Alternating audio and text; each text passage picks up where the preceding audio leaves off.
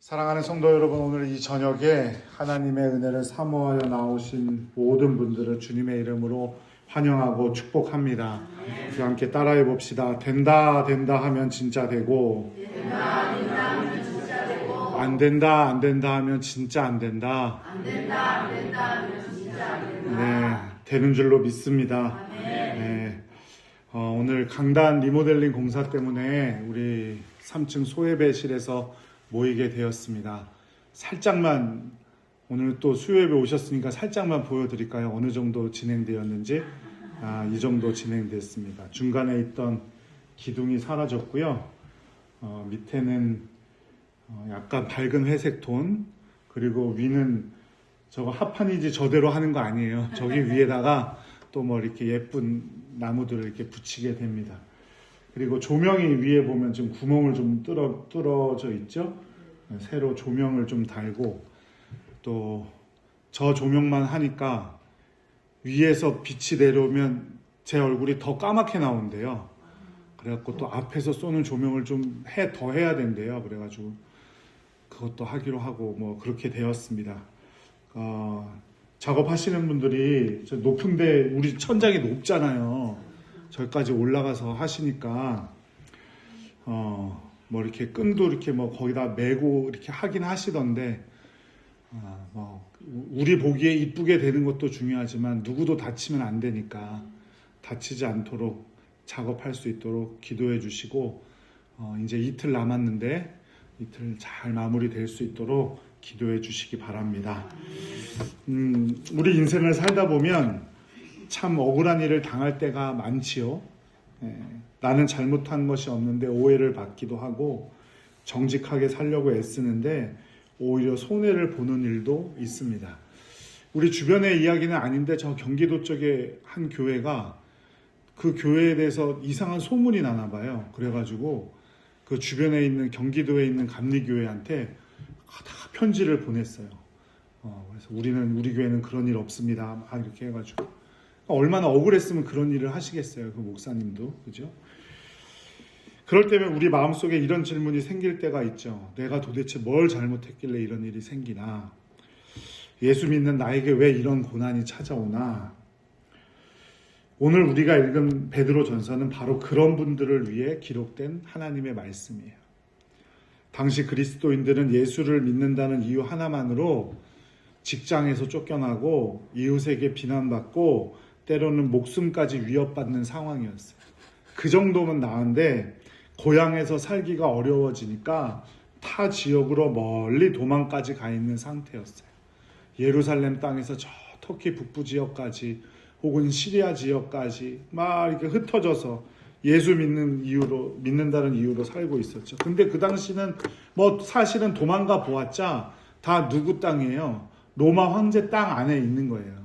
그러니까 예수님을 믿는다는 것 자체가 뭐 보호받을 수가 없는, 어디서도 보호받을 수 없는 그런 시절이었어요. 그러니까 예수 그리스도를 믿는다는 것만으로 로마 당국한테 핍박을 받고, 또 유대교를 믿고 있던 유대인들한테 핍박을 받고, 이런 상황이었다고요. 같은 동족에게도 핍박받고 다른 사람들한테도 핍박받고. 그래서 이들은 멀리 도망가서 살았는데 그걸로도 모자르니까 땅으로 굴을 파고 들어가기 시작했어요. 살아야 되니까. 그래서 낮에는 땅 아래에서 지내다가 밤이 되어서야 먹을 것을 구하러 굴에서 나오는 그런 삶을 살았던 사람들에게 베드로 사도가 편지를 쓴 거예요. 편지를 썼어요. 얼마나 억울했을까요? 이들이 한 것이라곤 일평생 믿어왔던, 그리고 자기의 조상 대대로 믿어왔던 유대교를 믿다가 예수 그리스도를 믿었다는 것밖에 없어요. 그리고 로마의 입장에서 보면 로마의 황제 숭배를 거부한 것밖에는 없어요. 그런데 이 사람들은 이런 고통을 당하고 살아가더라, 이 말이죠. 죄송하지만 만일 우리가 지금 이 시대에 예수를 믿는 것 때문에 이런 일을 당해야 된다면 우리는 정말 믿음을 지킬 수 있을까? 저에게도 개인적으로도 스스로에게도 질문을 던져보는 거죠. 너라면 어떻게 했겠나? 그런데 오늘 본문이 우리에게 아주 놀라운 사실을 가르쳐 줍니다. 우리가 겪는 고난 뒤에는 엄청난 하나님의 복이 숨겨져 있으며, 그리고 그 길을 우리가 가게 하기 위해서 누가 먼저 그 길을 걸어가셨다고요? 예수님께서 그 길을 걸어가셨다. 오늘 말씀을 통해 우리가 왜 고난 중에도 기뻐할 수 있는지, 그 고난이 우리에게 어떻게 복이 되는지 함께 나누어 보고자 합니다. 베드로전서 2장 18절 말씀 함께 읽어보죠. 사환들아, 범사에 두려워함으로 주인들에게 순종하되 선하고 관용하는 자들에게만 아니라 또한 까다로운 자들에게도 그리하라. 여기서 사환들아, 그러니까 종들아 이런 뜻이에요. 유대인들은 그 당시에 다 종이었어요. 특히 믿는 사람들도 다 종이었죠. 왜냐하면 식민지인이었으니까. 여기서 그리고 까다로운 자라는 말은 단순히 성격이 좀 까탈스러운 사람을 말하는 게 아니고요. 원어적인 의미로 삐뚤어진 사람, 괴팍한 사람을 뜻합니다. 나를 괴롭히고 말도 안 되는 심부름시키고 이유 없이 화를 내는 상사나 이웃을 말합니다. 그런 사람에게 순종하고 싶은 사람이 누가 있겠습니까? 마음 같아서는 똑같이 소리도 지르고 싶고 당장이라도 그 자리를 박차고 나가고 싶지요. 그런데 오늘 말씀에서 뭐라고 하고 있습니까? 주인들에게 순종하되 까다로운 자들에게까지 그렇게 해라. 그리고 이어지는 19절에 이렇게 말합니다. 함께 읽겠습니다. 부당하게 고난을 받아도 하나님을 생각함으로 슬픔을 참으면 이는 아름다우나. 부당하게 고난을 받을 때, 부당하게 주인의 공격을 받을 때도 순종하는 것이, 그리고 특별히 누구 때문에 그렇게 한다고요? 하나님 때문에 그렇게 하는 것이 아름다운 일이다, 이 말이에요. 어느 마을에 아주 솜씨 좋은 보석 세공사가 있었어요. 한 손님이 아주 더러운 진흙덩이를 가져와서 이거를 세공해 달라고 얘기했어요. 사람들은 비웃었죠. 저 흙덩이에서 무슨 보석이 나오겠어? 하지만 그 보석 세공사는 그 자기에게 진흙덩어리를 가져온 그 손님도 자신의 손님으로 여기고 최선을 다해서 그 흙을 씻고 거기서 나온 돌을 다듬고 깎아내었어요. 그러자 그 안에서 뭐가 나왔냐면 빛나는 다이아몬드 조각이 나왔다. 우리 고난도 이와 마찬가지예요. 우리는 고난을 만날 때 혹은 고생하는 일이 생길 때 재수 없는 일을 만났다고 생각하고 더러운 흙처럼 생각해요. 하지만 그것이 하나님께서 주신 것인지 누가 주신 것인지 아무도 알 수 없는 거죠. 하나님이라는 세공사 손에 그 고난이 맡겨질 때 우리는 빛나는 영혼, 우리를 빛나게 하는 도구가 될지 아무도 모르는 거예요. 그런데 우리는 먼저 판단하고, 먼저 지레짐작을 하고, 내가 스스로 판단을 해서 그것이 고생이고 재수 없는 일이라고 생각을 하죠. 억울한 일을 당할 때 하나님 부르며 참고 견디는 여러분들 되시기를 간절히 축복합니다. 어려운 일이나 좋은 일이나 너무 일희일비하지 않는 여러분들 되시기를 간절히 축복합니다. 그렇다면 우리는 왜 이 고난을 참아야만 할까요? 꼭 고난을 참아야만 복이 오나요? 단순히 착한 사람처럼 보이려고 그러는 건가요? 그런 게 아니에요. 예수님께서는 뭐라고 말씀하시냐면 우리가 그 일을 위해서 부름을 받았대요. 믿는 사람들은 고난을 당함으로 하나님을 생각하고 하나님께 내 삶을 맡기는 삶을 위해 부르심을 받았다, 이 말이에요. 21절 말씀 함께 읽어보죠. 이를 위하여 너희가 부르심을 받았으니 그리스도도 너희를 위하여 고난을 받으사 너희에게 본을 끼쳐 그 자취를 따라오게 하려 하셨느니라. 우리는 단지 착한 사람 혹은 좋은 사람 되기 위해서 고난을 참는 것도 아니고 견디는 것도 아니에요. 왜 그런 거냐면 우리는 부르심을 받았기 때문이에요. 예수 그리스도께 부르심을 받았기 때문에. 예수를 믿는다는 게 바로 그런 의미입니다. 예수님께서 먼저 그 길을 가셨고 예수님께서 그 길을 따라오라고 우리를 부르고 계시기 때문이에요. 예수님은 그 길에 우리를 부르시고 같이 가기를 원하시는 거예요. 믿음으로 이 세상의 고난을 참고 견디면 결국 보아와 같은 하나님의 나라를 만나게 됨을 직접 우리에게 보여주셨고 또 우리가 그 길을 따라 살아가기를 원하신다는 것을 꼭 기억하시기 바랍니다. 그 어려움을 당하면서도 예수님은 22절의 말씀처럼 입에 거짓도 없으셨어요. 사람들은 예수님께 침을 뱉고 뺨을 때리고 십자가에 못 박고 그 옆구리를 창으로 찔렀지만 예수님께서는 다 그대로 맞으시고 욕하지 않으셨어요. 23절 말씀 함께 읽어보겠습니다. 욕을 당하시되 맞대어 욕하지 아니하시고 고난을 당하시되 위협하지 아니하시고 오직 공의로 심판하시는 이에게 부탁하시며 이것이 핵심이죠. 예수님은 힘이 없어서 참으신 게 아니에요. 12군단도 더 되는 천사를 불러서 이 세상을 또 자신을 괴롭히는 사람들을 다 멸망시킬 수 있으셨지만 오직 하나님 아버지를 신뢰함으로 그 고난을 다 받아내셨어요.